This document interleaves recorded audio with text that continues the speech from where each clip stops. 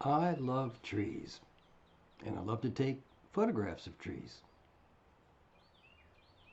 I live in a neighborhood with many lovely trees, like these next to the brownstone apartments,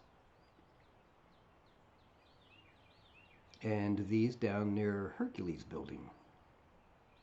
I like the way that trees give an organic flow to a picture. Otherwise, in urban environments, it would all be rectangles.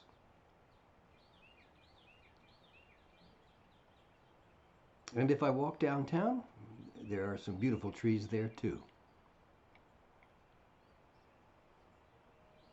Now I'm walking over into Brandywine Park.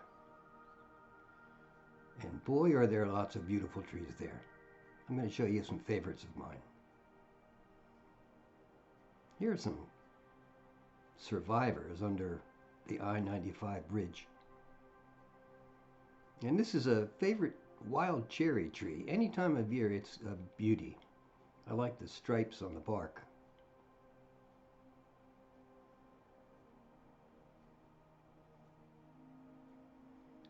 This poor little redbud tree was sick for a while. My wife and I were wondering whether it would die, but it's coming back. It's a very strange tree because it has blossoms right on the trunk. It's doing well this year. Look at all those blossoms along the trunk. Neighbors call this the kissing trees, plural. Two trees that grew up close to one another.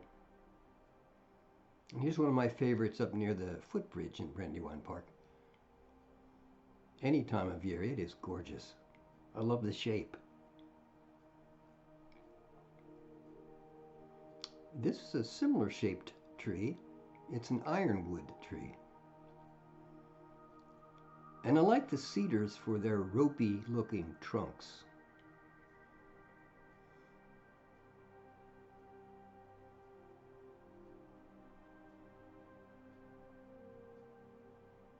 And the sycamores. Boy, do we have a lot of sycamores. Some in my neighborhood are a trouble because it's difficult to park near them. They give a wonderful look to a landscape all year round. In the wintertime, those white trunks are a wonderful addition to otherwise gray landscapes. They like to grow next to the river. They like wet feet, wet roots. Another tree with light-colored bark is the beech tree, but people carve their initials in it. Beech tree has wonderful brownish leaves. They don't seem to fall off the trees during the winter months. And they give a little bit of color to a winter landscape. They like to grow in groves. And often their root systems are more apparent than is the case for other trees. I don't know why that is.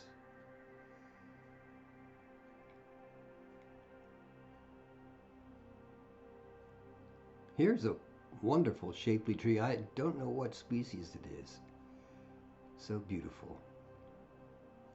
A sycamore and an oak, salt and pepper. I like some trees for their shape. Here's a tree that has a limb that's seems it's almost longer than the trunk.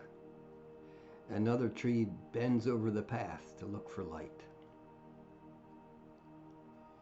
And these trees are planted, spruce probably, on the way to Alapocas Park. This little tree is placed just where the sun rises, and so it greets sunny days in such a wonderful, cheerful way. Now, let's watch this Japanese maple transition from wintertime to now early spring. And it's getting redder. And now really red. And exploding in crimson. Beautiful Japanese maple. For color, also, there are the Japanese cherry trees in our park. And boy, are they wonderful for a very brief season. Pink and white. Then, of course, there are the sugar maples. Nothing like them for the color of gold.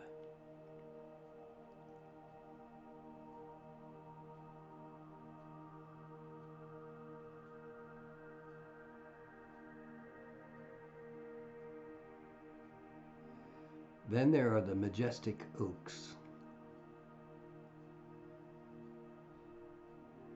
Beautiful, majestic oak trees. And of course, for majesty, sometimes a tulip poplar is an equal if it has adequate space to grow. Even dead trees can be beautiful, like these.